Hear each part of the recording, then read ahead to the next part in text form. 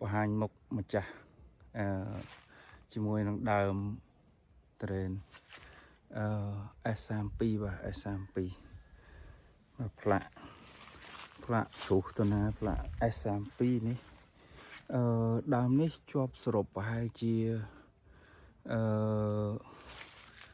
បើគិតទៅ30-40 ផ្លែ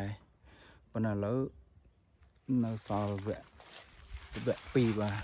វគ្គ2នេះវគ្គ2នេះអស់ហើយដើមនេះសល់ប្រហែលជា10គ្រាប់ឯងបាទណាមើលយើងកាត់វគ្គ2វគ្គ1អស់ហើយនៅវគ្គ2ប្រហែលជា10គ្រាប់ប៉ុណ្ណឹងឯង